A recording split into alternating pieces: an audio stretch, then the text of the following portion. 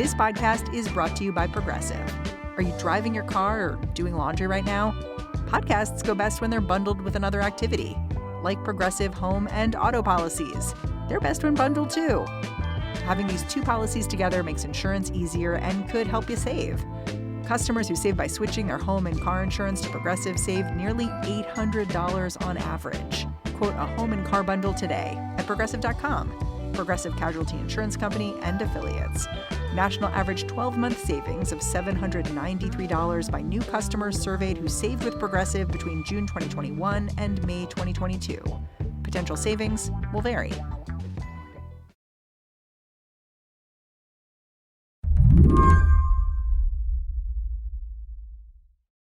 I was wondering if you could tell me a little bit about your own schooling. What kind of university did you attend? Oh, sure. I attended a State University of New York at Purchase, which is in New York State. Michael Powell is a staff writer at The Atlantic, and he's proud of his public university roots. I'm obviously biased on these, and I believe very much in them. I mean, I think they're enormously important. There's something about this idea of a liberal arts education, and not just for the well-off. They're places where working class, middle class, poor kids have a chance at a truly grand education for a price that doesn't, particularly today, immiserate them for years to come. That's why his latest reporting takes on some new, sweeping changes at West Virginia University. The state's flagship public school just wrapped up its fall semester last weekend. The university president, backed by the Board of Governors, recently cut 28 undergrad and graduate programs, along with more than 140 faculty positions. He says WVU should focus on practical majors. In other words, ones that lead directly to a job. I don't think there's anything unreasonable about that as part of your mission. They have a good nursing school. They have a good med school. You know, look, I get it. I mean, let's just, for argument's sake, West Virginia is it's a poor state. It has very high rates of drug use, of diabetes, of emphysema. So, yeah, sure. I understand you want to drill down on health education. I should note that they also cut some public health majors as well. But it seems to me that trying to game it, to kind of figure out, well, this is what West Virginia is going to need for the next 25 years. And therefore, we're going to drill down on that. Seems a mug's game. It seems just there's a very high likelihood that you're going to guess wrong. Michael points to some examples. Canceled classes that don't seem to make sense. World languages and linguistics stuck out. I mean, I think doing away with for instance, a math PhD program, the only math PhD program in the state of West Virginia, and in a state where there is a critical shortage of math teachers, struck me as just almost self-scarring as cuts go. West Virginia University is not alone. Lots of other public colleges are making cuts and changes in the face of deficits and declining enrollment. In the very old debate of whether a liberal arts degree is worth it, the answer from an increasing number of universities seems to be no. And look, it's not even just liberal arts. They've also cut courses, math courses, hard science courses. But I think it's fair to say that the axe has certainly fallen most heavily on the liberal arts. Today on the show, the academic transformation of a public university and the protests that followed. I'm Yasmin Khan, in for Mary Harris. You're listening to What Next? Stick around.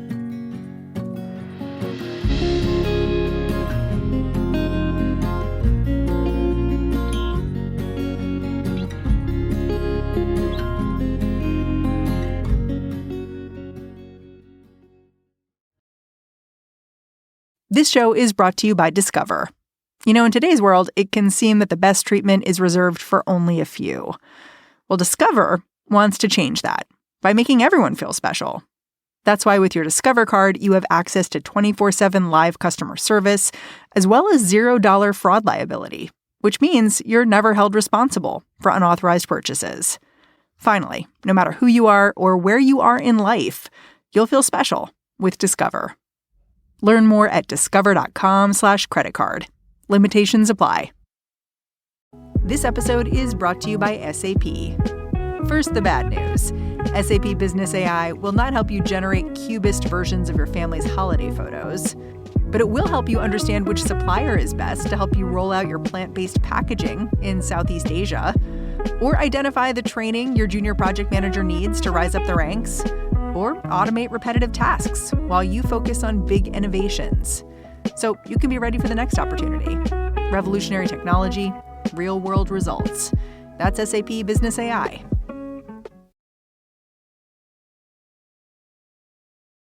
So a few years ago, West Virginia University President Gordon Gee came up with this plan to implement major changes to the academics offered at the school. Can you tell me about him and his vision? Yeah, he's actually kind of a fascinating character. He's almost certainly the longest serving president in the United States, albeit he's done it over like 6 different universities. I mean, he was president of Brown for 2 years. He was president of Vanderbilt for a number of years. He was president of Ohio State twice. And now at 79, he came to West Virginia. And he very much styles himself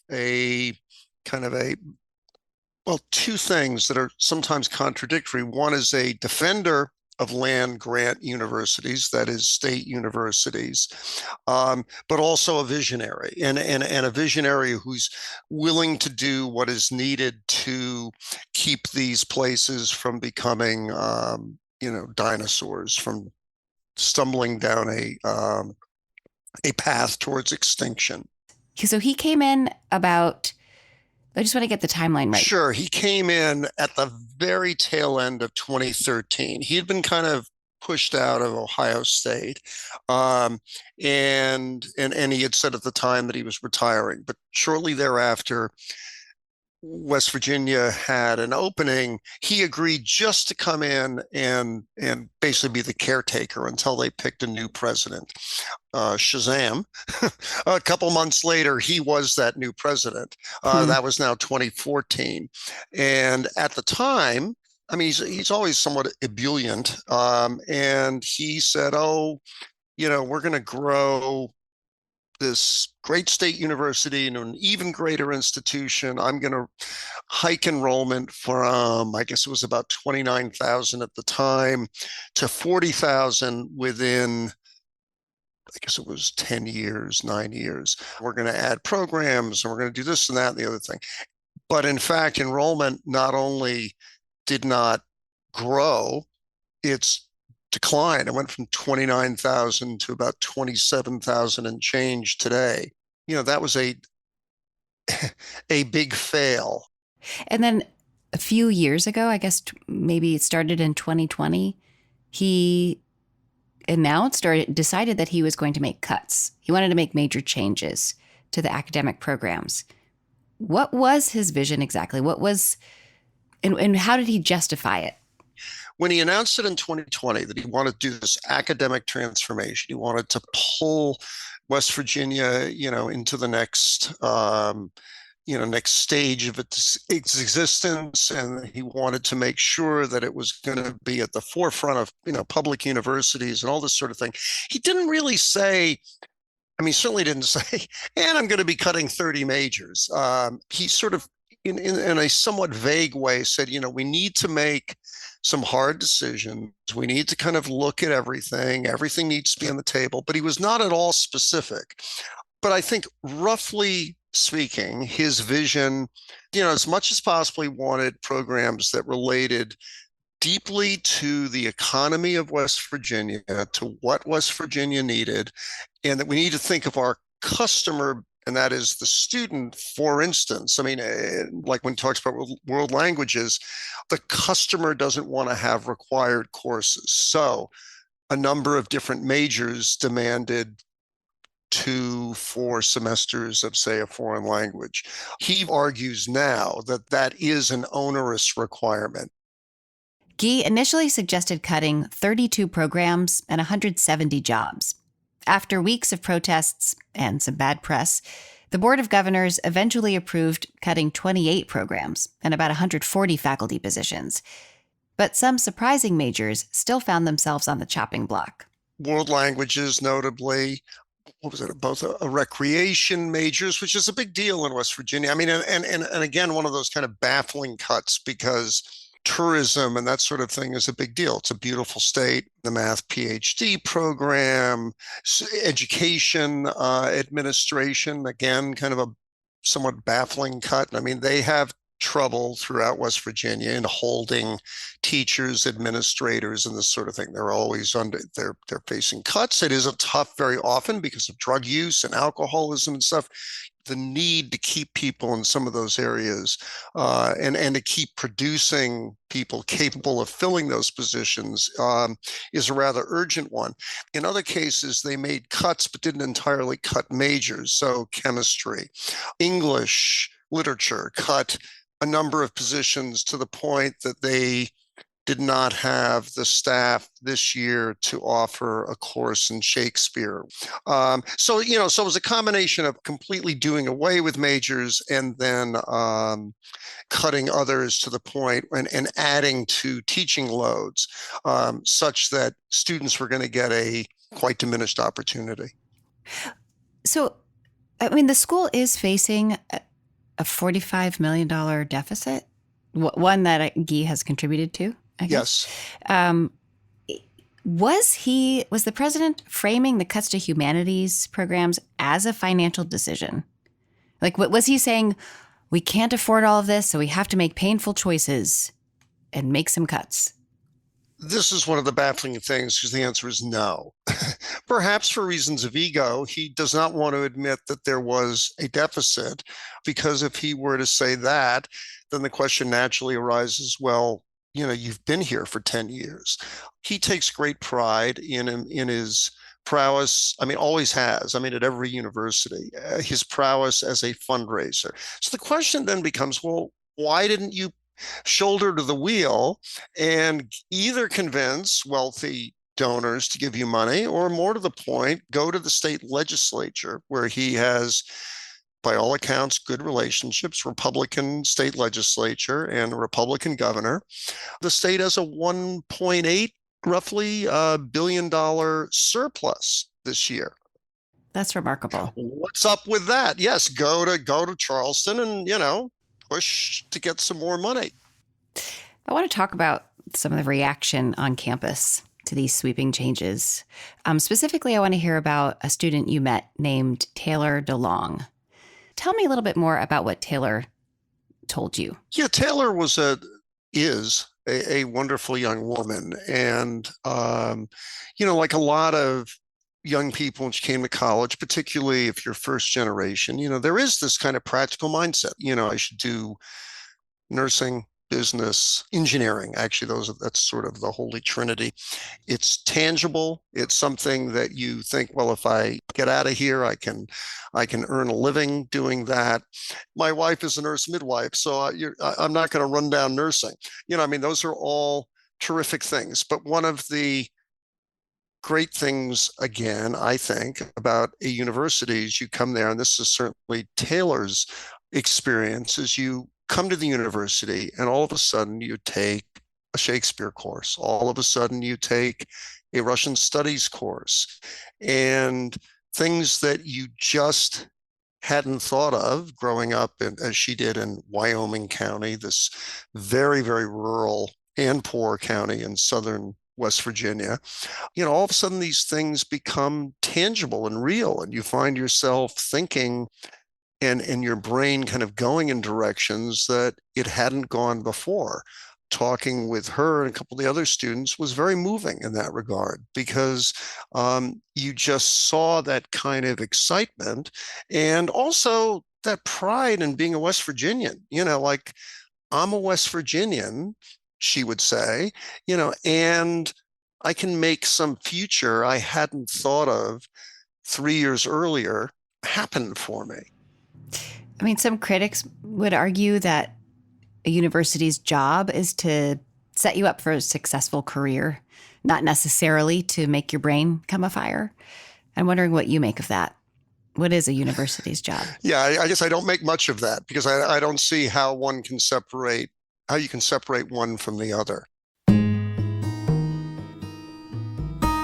If your brain comes afire, and if that happens when you're studying philosophy, when you're studying puppetry, when you're studying, higher level math, that's a wonderful thing, and it strikes me as likely to lead to a productive and interesting career. In government work, careers could be in the Peace Corps, careers could be in, Silicon Valley doing AI work, because you were a linguistics major in Morgantown in 2025.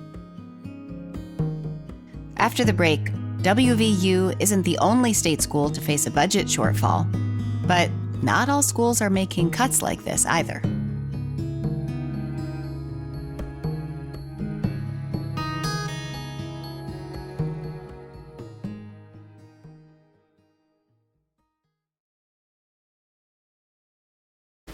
This episode is brought to you by Klaviyo, the platform that powers smarter digital relationships. With Klaviyo, you can activate all your customer data in real time, connect seamlessly with your customers across all channels, guide your marketing strategy with AI-powered insights, recommendations, and automated assistance, deliver experiences that feel individually designed at scale, and grow your business faster. Power smarter digital relationships with Klaviyo. Learn more at klaviyo.com/Spotify. That's KLAVIYO.com/Spotify. Toyotathon is on, so stop in and get a great deal on a rugged new Tacoma or Tundra, ready to tackle the toughest weather. Find out more at buyatoyota.com. Hurry, Toyotathon ends January 2nd. Toyota, let's go places. Right now at Safeway, earn 4 times rewards points when you shop for participating items with Safeway for you. Shop for items like Frigo crumbled blue cheese, Kellogg's Club crackers, Coca-Cola, all liquid detergent, or Utz chips, and earn 4 times rewards points with Safeway for you. Offer expires January 4th. Plus, get select holiday essentials like gift wraps, bags, holiday decor, lights, and more. Buy one, get one 50% off. Restrictions apply. Promotions may vary. Visit Safeway.com or head in store for full offer details. Humanities programs and just the idea of a liberal arts education, or the value of a liberal arts education is being debated, even though it's surviving, I guess, out of a lot of schools. And I'm wondering, how does what's happening at West Virginia fit into this national debate? Yeah, I think that's a great question, and I think there are hints in West Virginia of that. There's not an overt culture war going on in West Virginia around these cuts. In other words, that's not the primary lens through which to see these. However, there are state legislators, Republicans, who have argued, well, what do we need? What do we need world languages for? Okay, Shakespeare, there's worse tragedies in life. And you'll hear digs taken at kind of, in a way that are familiar to the ear, about, liberal and left professors and this sort of thing. In Morgantown, and the nature of state university towns, everywhere in the universe, tends to be bluer, that is more democratic, more liberal, socially more liberal than much of West Virginia. So there's a little element of that, and I think that also plays out. Kansas, Iowa. I mean, you could find hints of that, but I think that in Kentucky, for instance, actually in Arkansas, for instance, governors, school presidents have really argued their case for why it should be the pride of the state, not simply that we have a great basketball team, but that we have a great state university system. And one of the baffling aspects to Gordon Gee's approach is that he is a good salesman. I mean, he's absolutely a good conversationalist. Like, so take your case out there. WVU President Gordon Gee has said public education is at a crossroads and that soon every state school will need to make the kinds of cuts he has. Michael is skeptical, and Arkansas and Kentucky are part of the reason why. When I looked at next door, University of Kentucky, yes, it's a bigger state. It has some urban centers in a way that West Virginia does not. But, when you look at median income, when you look at age, I mean, a lot of these things, it's a not dissimilar place. Same thing when I looked a little further afield at the University of Arkansas, also Republican states. And these are places where they've expanded. Enrollment is booming at both places. They have the math PhD programs. They have the world language programs, all of that. And then, of course, they have business and nursing and med schools and all this kind of stuff. So if he is Nostradamus and he has a vision of the future, it's not clear to me that that's going to come to pass, or that it has to come to pass. You listed some universities that are doing well, but there are a lot of public schools that are not. Penn State, also a flagship university, faces a $63 million budget deficit. And this is all happening as states, cut funding to public universities. Do you think these kinds of schools are going to be more and more dependent on tuition fees? Yes, and that's a great problem, right? I mean, actually, I believe the decided majority of state flagship universities are expanding, not contracting right now. But also a majority of state university systems are seeing declining, and in some cases, rapidly declining state allocations. And that's problematic too, because overall, there's declining enrollment in college. Yes, though here, a number of public university presidents that argue, I think persuasively, that state universities, public state universities, are uniquely well positioned to survive that enrollment cliff, precisely because they cost less. Tuition has gone up well over the rate of inflation for publics as well as privates. But the fact is that, you look at a lot of these good small liberal arts schools, for instance, that are in all kinds of trouble now. I mean, there are many dozens of them, and that's terrible and sad. And I mean that. But the problem is that their tuition's $65,000 a year, $60,000 a year, and they may have a small endowment as well. A state university system, in a sense, is well positioned on that landscape, because you can say, look, you could either go to 4 good little liberal arts schools, right?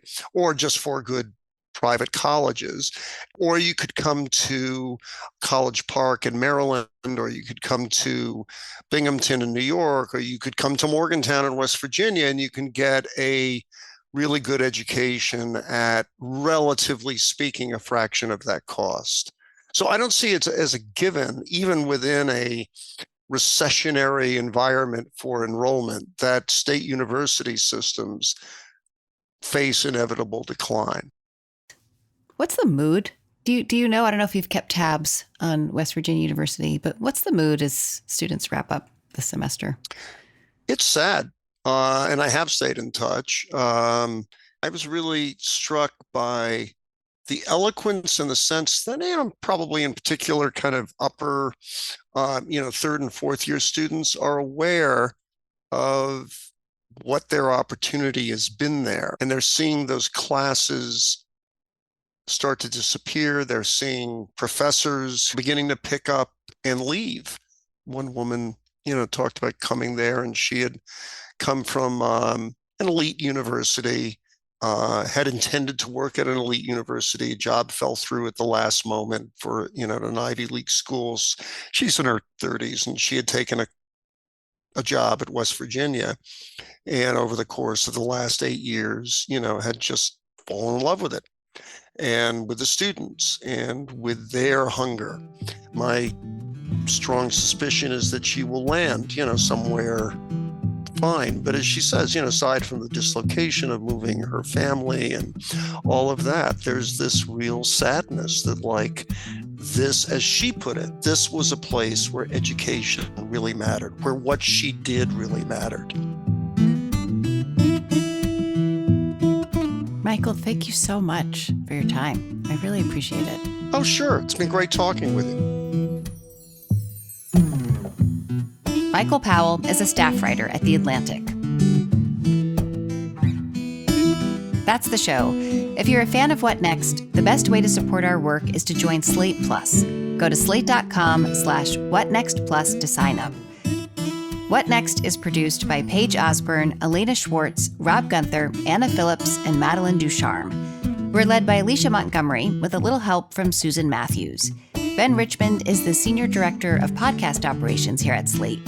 And I'm Yasmin Khan, in for Mary Harris. Thanks for listening. Talk to you soon.